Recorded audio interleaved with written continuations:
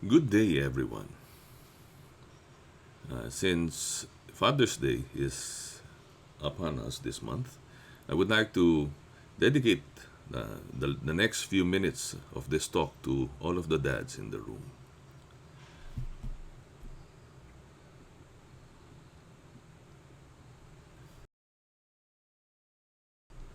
Any man can be a father, but it takes someone special to be a dad. So, with this, I greet everyone a wonderful day. As a dad, I have no, actually, even before as a dad, no, I have two very important dates that I have to keep remembering every year, and those dates are my wedding dates.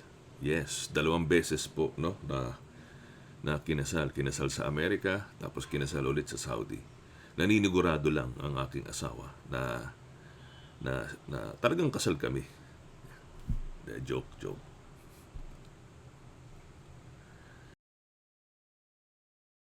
So apart from these two, my two wedding anniversaries, I have another two very important dates.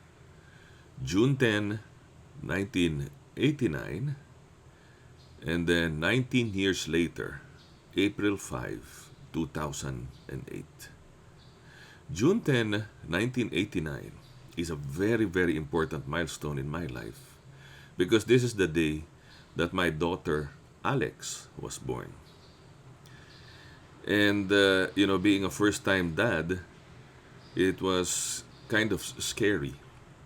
And I can still remember the day that she was born, no? Nasa delivery room din ako kasama nung wife ko na nagdi-deliver. And, it was my first time, so I didn't know what to do. I didn't know what to expect. I was happy, joyful, and fearful at the same time. Parang ano mo yan, chop suey or halo-halo na ng emotions, right?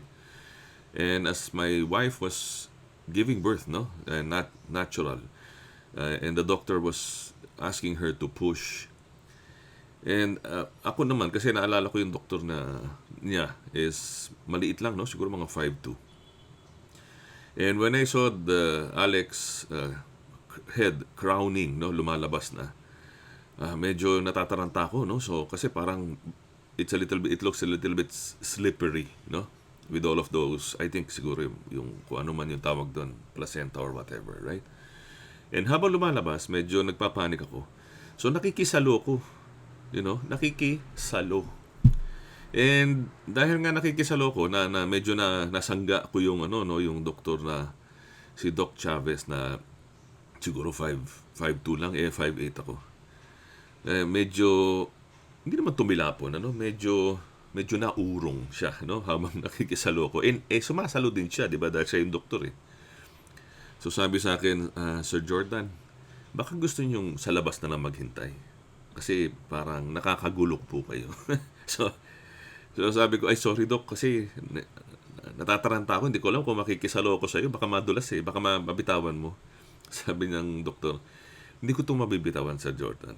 Marami na po akong napaanak at tinrain po kami na mag-deliver ng bata. So, syempre, nagsisisigaw sa sakit si Mrs. Tapos nagpo-push. So, medyo apologize ako. Sorry, doc. Tapos tumahimik na lang ako. And then, of course, she turned out to be a wonderful, wonderful human being. No? She now lives in the US and teller po ng isang bangko sa Amerika. And then 19 years later, April 5, 2008, my second child was born, no? Si Axel. And Axel now is 15 years old, and I can still remember the day he was born. He was born in Saudi Arabia. He was made and born in Saudi Arabia. And this time, cesarean birth naman, elective. No? So, pinili nung asawa ko kung kailan siya manganganak. And the doctor is, I think, in her early 40s, and she was a Canadian-trained Saudi doctor. And in the room, nasa room na naman ako, napakaswerte ko no?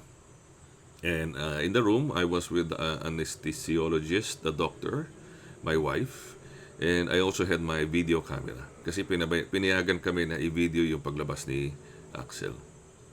And when in the middle of the birth giving, ano ba tawag doon, ano, panganganak, medyo parang nahihirapan mag-push ang asawa ko. Although cesarean, pero they still have to make the baby go, down to the opening ba yun, kung saan, kung saan binuksan. And nahihirapan. So sabi nung nung doktora sa amin ng anesthesiologist, tumulong din kaming tumulak, no? Na tumulak physically tumulak sa baby para lumabas. So medyo kinabahan ako, 'di ba? Sabi ko, paano ko itutulak 'to? Paano kung mapango kasi sa ilong ko na itulak, or 'di ba? Mamaya magkaroon ng defect. Sabi ng doktor, no, don't worry about it, no. Just help me push, help her push para to push the baby all the way through to the opening na your incision ba tawag doon, incision, no. So binaba ko yung video camera and then I was pushing, pero I was pushing very lightly kasi natatakot nga ako. Sabi ng doktora na, no, Mr. Jordan, you really have to push a little bit harder so that we can so that the baby can come out already. So tulak ako, no, pero medyo nakaka-tense. So tinulak, and then as soon as the baby was out, no, it was so joyful. I was so, it was really different. It was a one in a lifetime emotion. Na I took my camera, and even until today I have this. I took my camera, and habang tinataas yung baby na may kasama pang umbilical cord, I already started shooting. So I got the shot of yung baby, ginupit yung umbilical cord, kinlear yung throat, pinaiyak. Tapos nilagay siya sa isang parang mesa sa tabi nung, within the room, operating room, and then nilinis siya, tapos binalot, tapos pinakita at tinabi doon sa mama niya. Wonderful. It was a wonderful, wonderful, wonderful experience, no? So that was not just the day they were born. That was the day I was born as a dad. It was a great, great feeling. When I was 19, at 17, my father left us. I did not really have a human father figure growing up. And past 17, no, kasi umalis siya eh.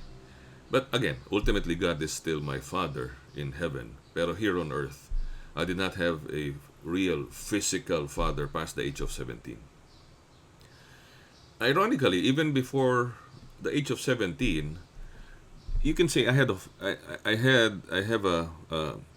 father physically, but my father was not really a dad in the real meaning. Dads in those days, nung kapanahunan nila, and I asked this from my classmates of similar age kami, a few years ago. Dads in those days were not really the touchy-feely, hugging, kissing, I love you kind of dad. They were more military dads, no? Ito yung mga tatay na kain na, tulog na, wag mag-ingay. Bakit ang baba ng grades nyo? May bisita, wag kayong magpakita, doon lang kayo sa kwarto nyo.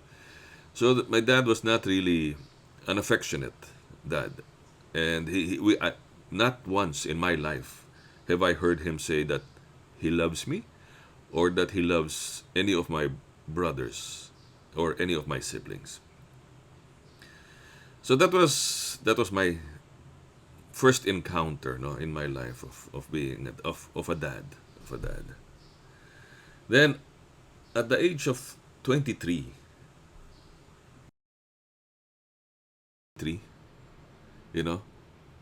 and alone in this world, I became a father for the first time.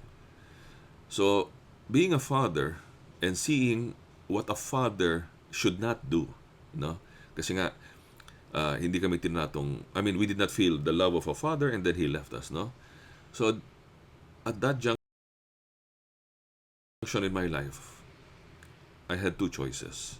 I could grow up either the same as my father, or I could be different. Like any other person who has undergone a traumatic event in their life, they could either turn into their dad, parang yung mga anak ng alcoholic, no? Or anak ng mga babaero.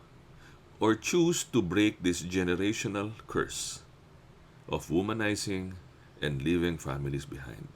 So I had a choice. And because I was looking up to God, our Father in heaven, and I was looking back at the pain that was left behind, by my dad, I decided to be a better dad. And being a better dad is work in progress, no? You'll never really perfect it. You'll just have to do your best as you go along. But I decided to be a different dad. I decided to be a better dad. Now it's a special privilege to be a father, and I'm sure the fathers in the room would know this. We are given this wonderful opportunity to love and to raise our children to be God-fearing human beings. We get to love unconditionally and be loved, no? Minamahal natin ang anak natin, hindi dahil gusto nating i-reward ito, no? Minamahal natin ang mga anak natin dahil mahal natin sila, period. We get the opportunity to watch them grow up. Di ba? Nakikita natin lumalaki. And not only lumalaki physically, no? O lumalaki din as an adult, as a matured person. Actually, sobrang laki na nga ng anak ko eh. At 15 years old, he's now 5'10". And I'm 5'8". So I'm guessing, no, hopefully he reaches about 6 feet. At first, dependent sila sa atin, no? Treating us like superheroes, no? Para tayong mga Superman sa mata ng mga anak natin when they're still young. Later, they start treating us like mentors, I hope, no? And advisors. Na every step of their life, they come up to us and say, Dad, I have this junction in my life. Blah, blah, blah. What do you think I should do? We get to have sleepless nights when they are sick. When we get to watch them in their school plays and graduations and prom. No, I recently went to the prom of my son. We get to give them advice and answer their difficult questions. We get to help mold them into model citizens, great human beings. We get this opportunity to hug and to hold them. We get the opportunity to even just to hang out with them. No, kami ni Axel, favorite thing namin minsan, nasa pancake house lang kami kahit wala kaming ginagawa, no? Ako, I'm checking my emails. Siya naman, YouTube. Eventually, we get to watch them to grow up, to have to have families of their own. I hope and I pray that they too would love and nurture their children the way we took care of them, and even much more. Diba? Wishing and praying that we wish and pray that we are great dads, pero we also wish and pray that our sons would be even better dads than we have been.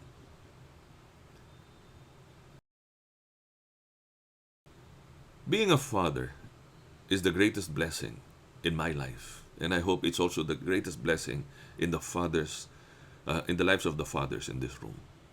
It is something that I will never trade for anything. Being a father has brought me tremendous joy. It is an honor to be given the chance to be a father. In my case, to be given 2 chances. It was an honor to be given 2 chances to be a good father. To all the dads, take out your cell phone. Yes, labas niyo yung cellphone niyo ngayon. Sige, huwag kayong mahiya. Hintayin ko kayo. Labas niyo yung mga cellphone niyo ngayon and type any message, on your phone. I-type niyo, I love you, I miss you, kumain ka na ba, ginawa mo na ba yung homework mo, makinig ka sa mama mo, any loving message. Type any loving message right now. Right now. And then send this message, if it's a text, a messenger, a Viber, WhatsApp, whatever you use for your family. Send it right now to your children. Right now.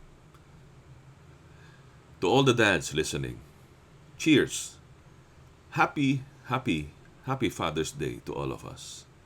Have a great day, everyone.